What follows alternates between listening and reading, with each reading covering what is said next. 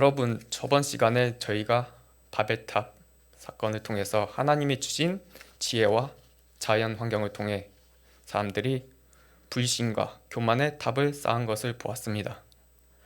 또 노아의 가족들을 보호하기 위해서 주신 역청을 통해 구원의 역청을 통해서 하나님을 믿지 못하는 자들이 그 심판을 피하고자 그 역청을 이용해서 또다시 불신의 벽을 세운 것도 보았습니다.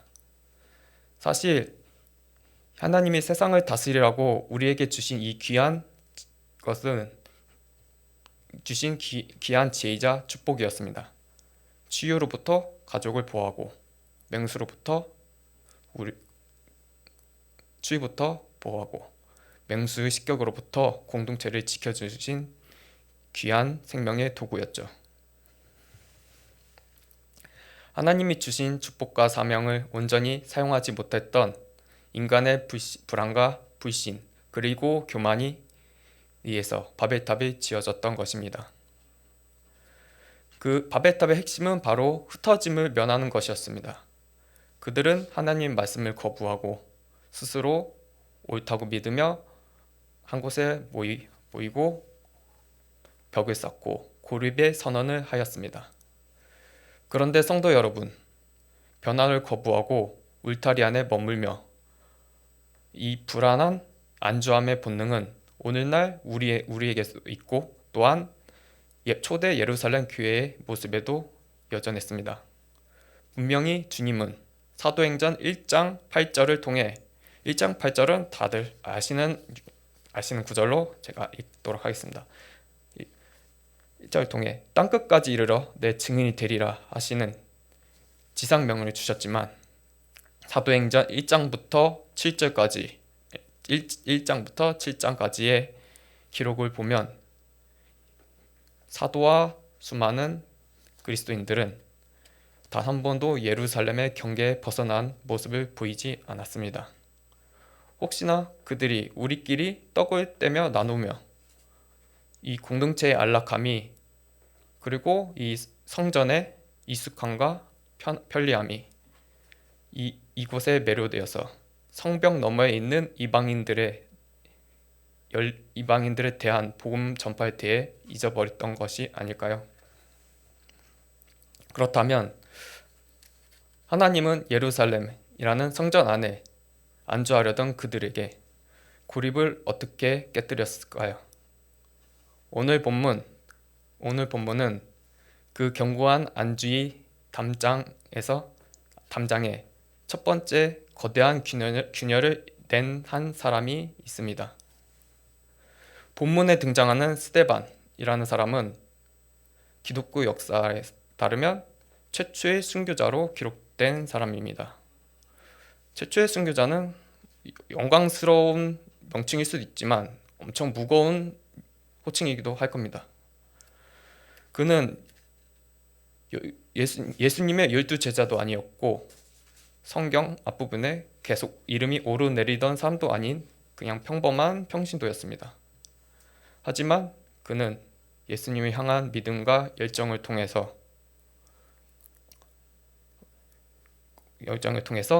오순절 마가다락방에 있던 그는 성령님의 임하심을 받고 그의 인생은 바뀌게 되었습니다. 성경은 그가 하나님의 은혜와 권능에 충만하여 민간에 큰 기사와 기적을 행했다고 기록하고 있습니다. 사도행전 6장 8절을 읽겠습니다. 스데반이 은혜와 권능이 충만하여 큰 기사와 표적을 민간에 행하니. 아멘. 평범한 신자였던 스데반은 오순절 성령 강림 이후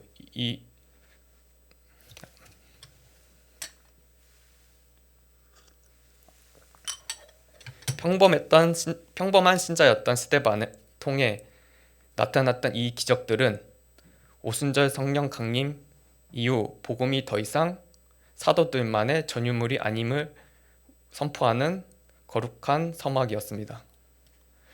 예수 그리스도께로부터 시작된 이 복음은 제자들을 거쳐 이제는 스데반 같은 성도들의 뜨거운 헌신을 타고 이름 모를 거리와 골목, 그리고 마침내 나라라는 경계를 넘어서 만방으로 거침없이 나아갈 복음의 행진의 시작이라고 볼 수 있습니다. 신학자들과 성서학자들은 이 바벨탑 사건과 오순절 사건을 대립 구절이라고 흔히들 말하고 있습니다. 바벨탑 사건은 하나님에 대한 인간의 불신과 교만으로 인해 하나였던 언어와 민족이 흩어졌고 하나님과의 관계가 단절되었던 심판의 사건이었다면, 오순절 사건은 성령님을 통해서 흩어졌던 언어와 민족들이 다시 하나로 모이게 되고 하나님 복음을 만방에 전하게 된 회복이자 축복의 사건이기 때문입니다. 바벨탑이 추구했던 인간 중심의 통합은 결국 서로를 이해하지 못하고 분열로 끝났지만, 오순절 성령 강림은 뜨거운 불길을 통해 단절되었던 관계를 다시 잇고 만방을 향한 복음 전파와 회복의 시작점이 된 것입니다. 이후 사도들의 손을 통해 수많은 기적과 이적들이 행해지고 그 권능 앞에 예루살렘 전체가 들썩였습니다. 예수님만 행했던 기적들을 사도들도 행하니 얼마나 놀랍겠습니까? 다들 곧 하나님 나라가 임할 거라고 굳게 믿고 아마 다들 들떠 있었을 겁니다. 이런 성령으로부터 시작된 부흥의 기세는 거침없어 보였습니다. 그러나 이 뜨거운 열심은 역설적으로 예루살렘 교회가 다시 성벽 안에 가둬지는 계기가 되었습니다. 주님은 분명 유대와 사마리아 땅끝까지 이르러 증인이 되라고 얘기하셨지만 제자들은 관심은 여전히 유대인만을 위한 복음을 머물러 있었습니다. 또한 그뿐만 아니라 유대인과 이방인 기독교인들 간의 율법 문제로도 많이 다투는 모습을 보였죠. 이방인들에게 손을 내미는 것은 여전히 낯설고 주저되는 일이었습니다. 하나님의 계획은 확산을 향하고 있었지만 제자들의 발걸음은 여전히 예루살렘 성전 안에 이렇게 머물러 있었던 것입니다. 사도행전 8장 1절을 다시 읽겠습니다. 사울은 그가 죽임을 당함을 마땅히 여기더라. 그날에 예루살렘에 있는 교회에 큰 박해가 있어 사도의 외에는 다 유대와 사마리아 모든 땅으로 흩어지니라. 아멘. 결국 이 견고한 예루살렘에 머무른 이 정체를 깨뜨린 것은 평신도였던 스데반의 죽음이 시작이었습니다. 그는 거짓 증인들의 모함 앞에서도 당당하게 복음을 선포했습니다.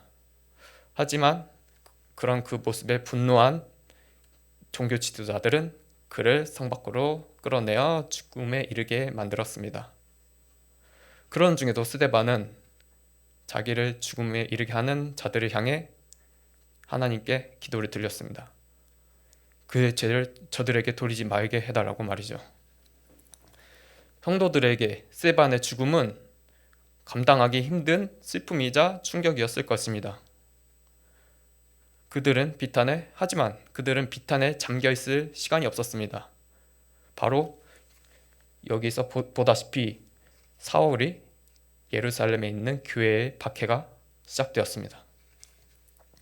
스데반의 죽음을 기점으로 예루살렘은 유례없는 기독교에 대한 박해가 시작되었던 것입니다. 그 현장에는 훗날 바울이라고 불리는 사울 또한 있었습니다. 그는 광기 어린 열심으로 집집마다 찾아 들어가 그리스도인들을 끌어내어 옥에 가두었습니다. 이제 성도들은 사랑하는 동역자를 잃은 슬픔을 가슴에 묻은 채 살기 위해 그리고 믿음을 지키기 위해 정든 그리고 자신들이 살던 예루살렘을 떠나게 되었습니다. 역설적이게도 이 박해의 불길은 그들을 예루살렘 밖으로 밀어내었고 하나님의 섭리가 이끄시는 흩으심에 그들이 이끌게 된 것입니다. 사실 이런 상황은 우리의 삶 속이랑 매우 유사합니다. 성령이 충만하면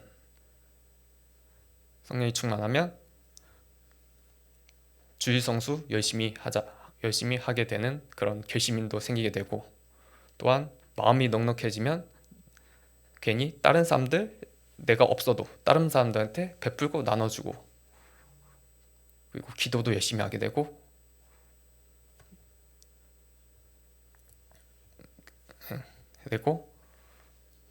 됩니다. 이런 모습은 초대교회 예루살렘의 성령 오순절 이후 그들이 열심으로 예수님을 복음을 전파하던 그 모습과 아마 유사할 것입니다. 하지만 우리가 반드시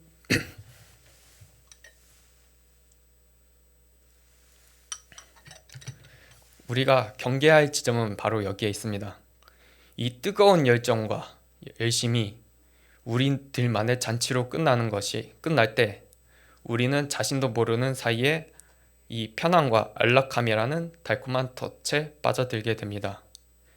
예배에 감동하고 우리끼리 사랑을 나누는 이런 안락한 울타리에 몰입하다 보면 정작 담장 너머에 있는 죽어가는 영혼들을 저희가 알아볼 수 없게 될 것입니다. 또한 예수님이 주신 복음 전파라는 본질적인 사명 또한 저희가 잊어버리게 될 것입니다. 안주함이라는 유혹은 은혜의 자리를 고립의 성벽으로 바꾸어 버리는 것입니다. 여러분, 나에게 불편함을 주거나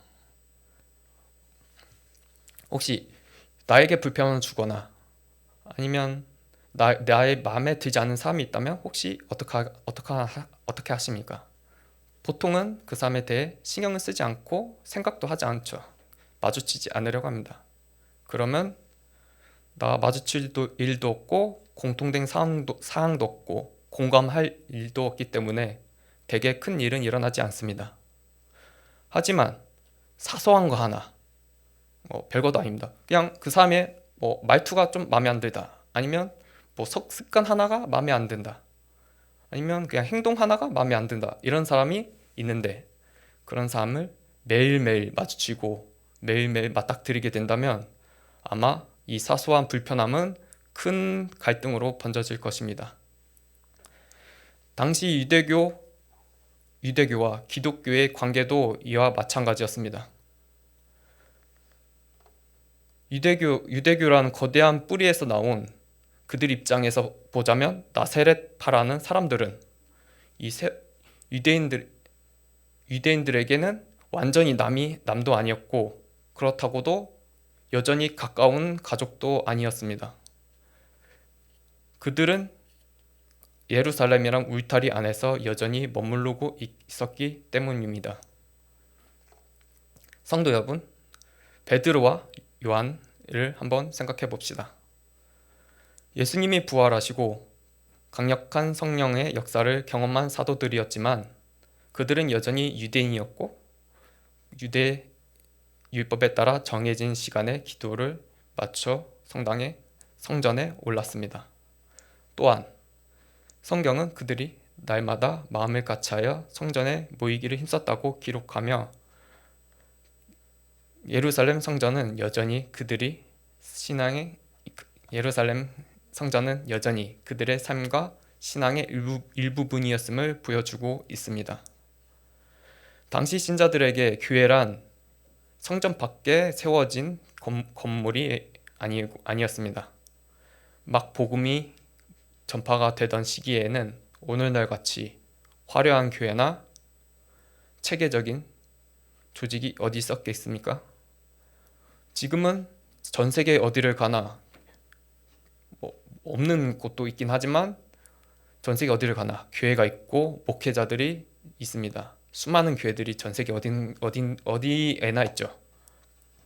하지만 이때 당시 이 초대교회 당시에는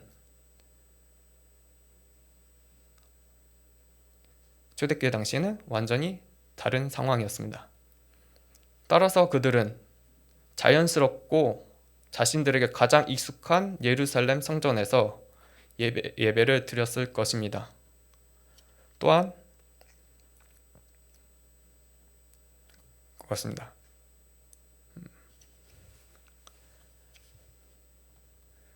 또한 성전뿐만 아니라 유대 회당에서도 모여서 예배를 드리고 복음을 나누었을 것입니다. 예루살렘 초대교회는 별도의 건물을 가진 완성된 조직이라기보다는 이제 막 신앙의 씨앗이 심겨져 자라는 태동기였던 것이죠. 수천 년간 굳어져 온 성전과 신앙의 토대 위에 예수 그리스도라는 생명의 씨앗이 심겨져 비로소 진정한 구원의 꽃을 피우기 시작한 첫 걸음이 바로 예루살렘 초대교회의 모습이었습니다. 실제로 사도들뿐만 아니라 수많은 평범한 유대인들이 이 움직임에 동참했습니다. 베드로의 설교 한 번에 수많은 유대인들의 회심하고 침례를 받았다던 기록은 그들이 여전히 유대인으로서 살아가지만 그들의 마음속에는 이제 예수님이 있음을, 그리고 예수님이 주이심을 고백하는 새로운 신앙이 뜨겁게 타오르고 있는 것을 우리에게 보여주고 있습니다. 훗날 앞서 스데반을 죽였던 사울 또한 마찬가지입니다. 사울은 바울이 돼가지고 그는 이방 땅에 전도하면서 이방 땅을 밟을 때마다 제일 먼저 유대인 회당에 찾아갔습니다. 아마 제 생각으로는 같은 유대인에게 복음을 전하기 위한 것이 일단 우선이었을 거라고 생각이 되지만, 또 한편으로는 이미 그 회당 안에는 예수님의 따르는 자들이 이미 모여 있었기 때문이었지 않을까요? 유대교가 수백 년간 지켜온 그 신앙의 깊이와 회당이라는 터전은 사실 복음이라는 생명이 가장 안전하고 풍성하게 싹을 틔울 수 있도록 하나님이 미리 예비해 주신 소중한 보금자리였던 셈입니다.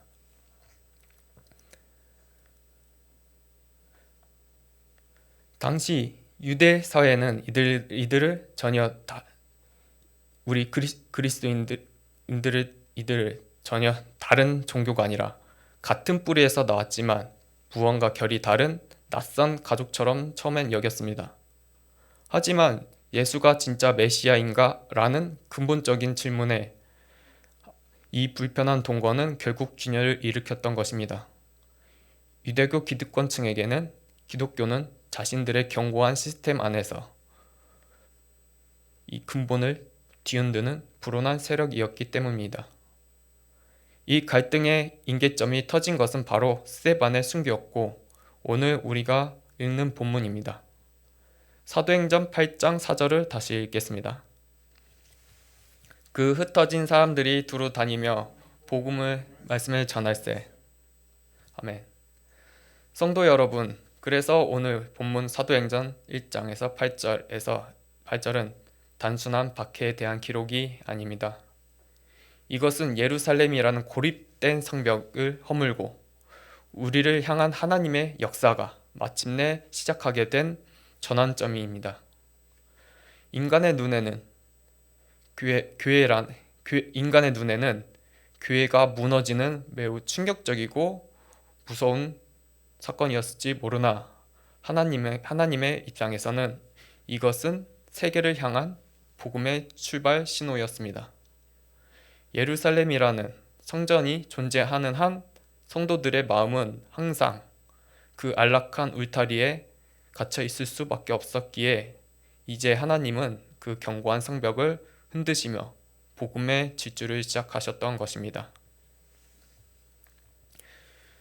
유대교 내부에서 시작된 이런 갈등은 예루살렘이라는 성벽을 넘어서 당시 세계를 지배하던 로마 제국이라는 거대한 현실과 정면으로 맞닥뜨리게 됩니다.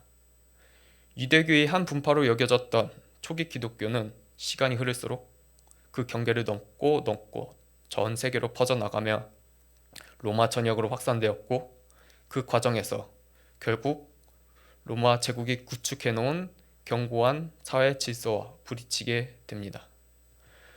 로마 제국은 황제라는 세상의 왕을 중심으로 제국 전체를 하나로 묶는 강력한 인간 중심의 통합을 추구했습니다. 이는 앞서 우리가 살펴보았던 바벨탑의 모습처럼 인간의 힘과 권위로 흩어짐을 면하고 자신들의 이름을 내세워 공고히 성벽을 쌓으려고 했던 인류의 끝없는 시도와 그 모습을 또한 여기서 볼 수 있죠. 로마가 구축한 질서는 모든 길은 로마로 통하게 하여 황제에게 모든 영광을 돌리는 세상 중심이 하나됨을 강요하는 시스템이었습니다. 그러나 그리스도인들은 보여준 삶의 방식은 그들이 선포한 복음이 이러한 로마 사회의 가치관과 전혀 다른 것이었습니다. 그리스도인들은 세상의 흐름을 거스르며 로마가 요구하는 삶의 태도를 거부했습니다. 우리가 복음을 들고 세상으로 나간다는 것은 단순하게 도덕적 삶을 산다는 것을 넘어 세상의 시스템과 가치관이 요구하는 순응을 거부하고 하나님의 뜻이 이 땅에 드러내게 하는 일입니다. 초기 성도들은 로마라는 거대한 제국 속에서 살면서 하나님의 나라의 시민으로서의 정체성을 지키며 살았던 것이죠. 성경에서는 나오진 않지만 우리는 역사를 통해서 알고 있습니다. 이러한 긴장은 결국 기원 후 70년 예루살렘 성전 파괴라는 사건을 통해서 끝을 맺게 됩니다. 이것은 유대교와 기독교가 완전히 갈라지게 된 역사적 전환점이기도 합니다. 유대교 내부에 머물러 있던 기독교가 비로소 그 성벽을 허물고 하나님의 길을 걷게 된 결정적인 계기였죠. 유대인들에게 성전의 붕괴는 하늘이 무너지고 세상이 무너지는 그런 종말과도 같은 일이었습니다.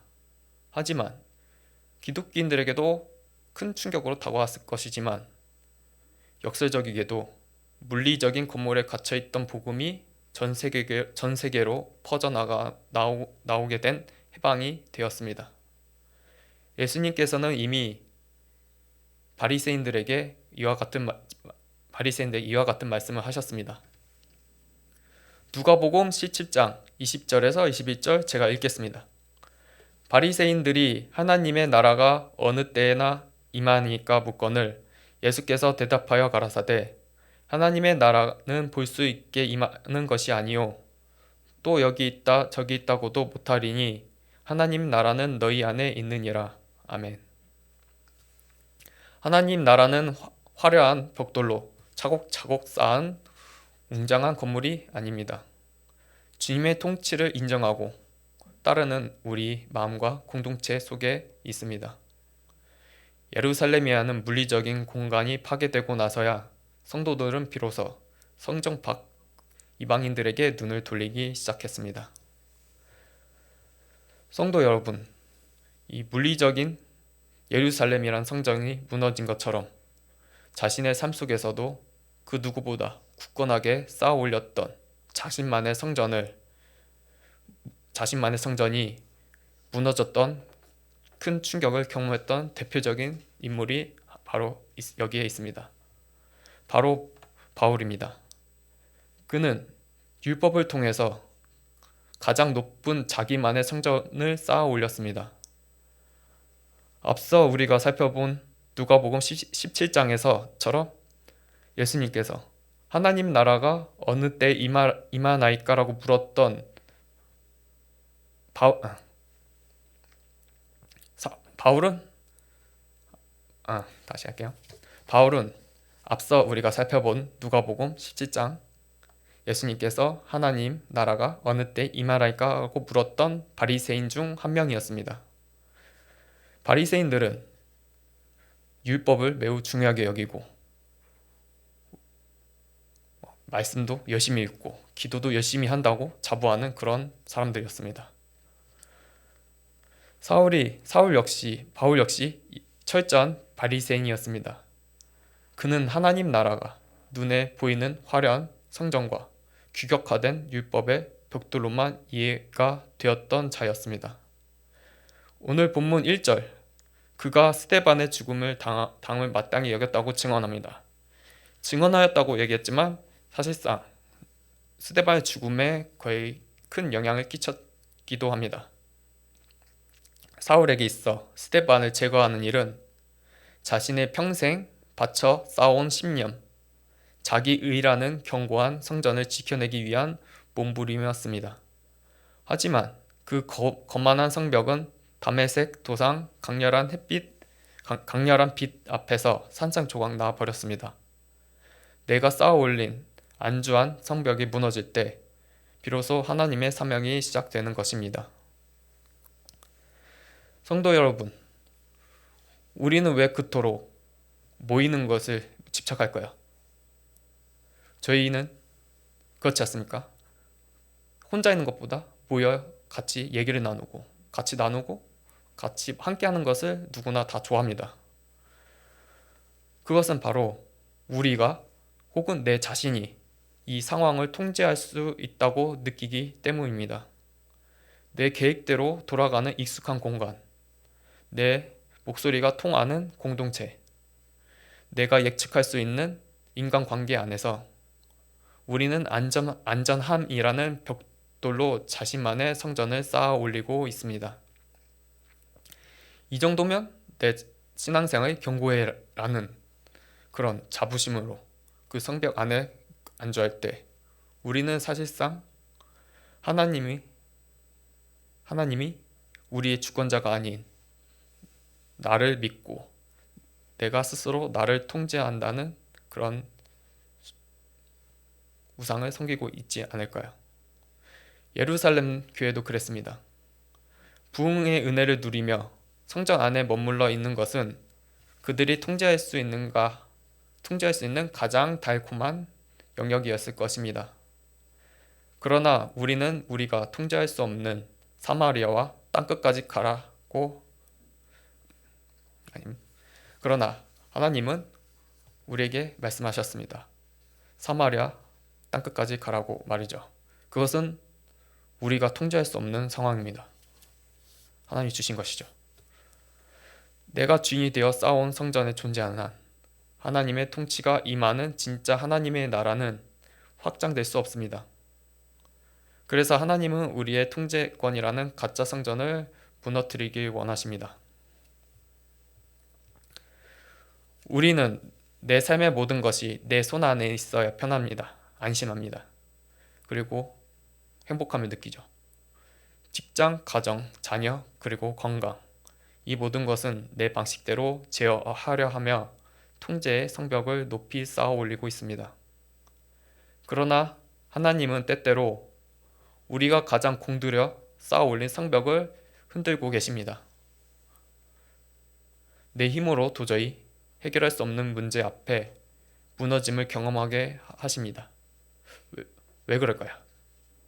내가 붙들고 있는 통제의 끈을 놓으시길 원하시기 때문입니다. 그제서야 우리는 하나님이 사울을 바울로 쓰임을 하셨던 것처럼 비로소 우리는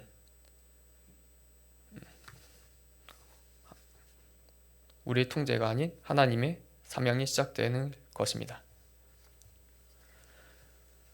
내가 상황을 통제하지 못하고 낯선 곳으로 밀려날 때 우리는 고립과 소외라는 막막한 공포를 느끼게 됩니다.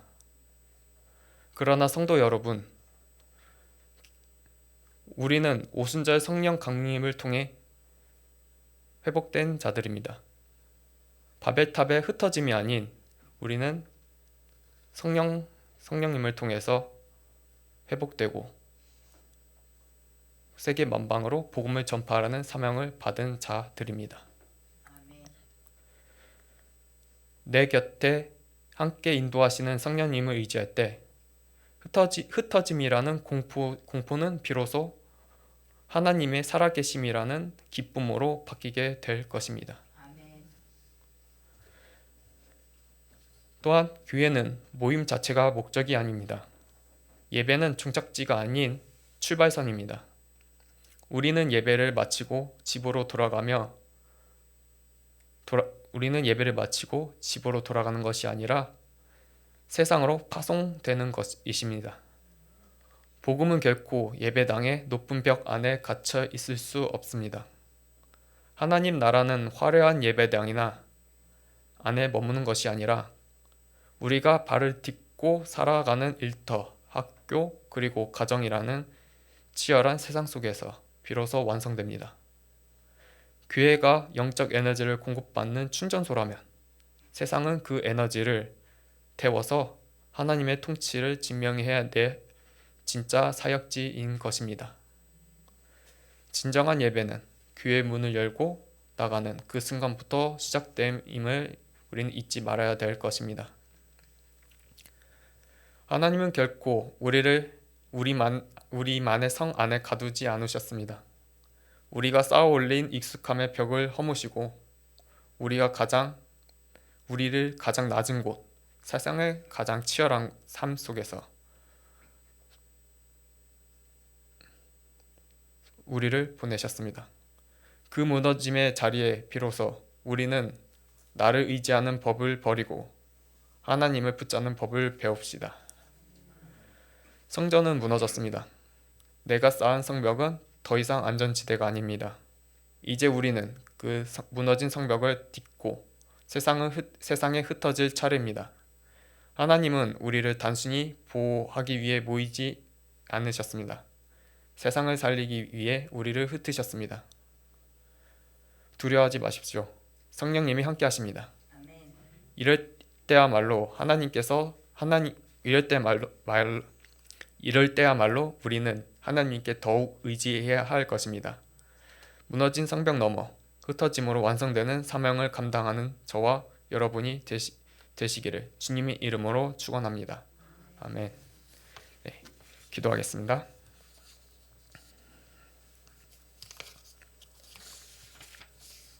잠깐만.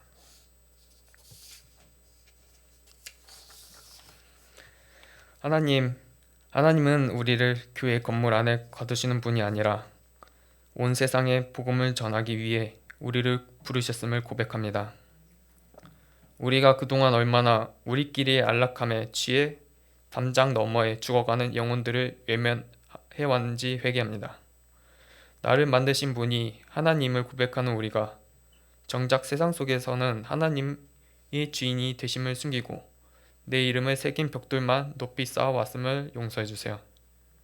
자만과 교만으로 쌓아 올린 성벽은 이제는 우리 스스로 무너뜨릴 수 있게 도와주세요.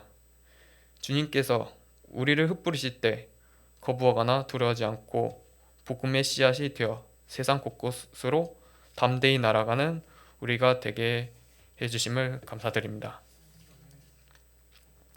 이 뜨거움이 여기서 끝나지 않고 세상으로 나아가는 출발점이 되게 하시고 다음 우리가 마주할 일터, 학교, 그리고 가정의 현장이 주님이 나를 보내신 선교지임을 잊지 않게 해주세요.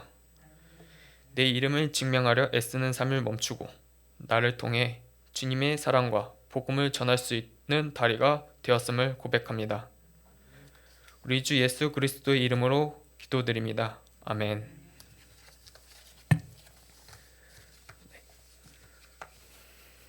네. 기도드리고 각자 안전하게 집으로 돌아가겠습니다. 그리고 이제 주여 삼창 외치고 기도하실 텐데, 네, 제가 좀 많이 오늘은 좀 많이 떨리네요. 그래도 들어주신 성도 여러분 감사드립니다. 네, 그리고 네, 다 같이 기도하는데 잠깐만.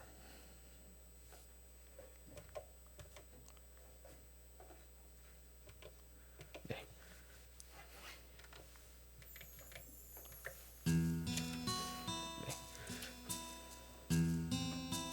네, 주여 삼창 외치고 다 같이 기도하겠습니다. 주여! 주여! 주여!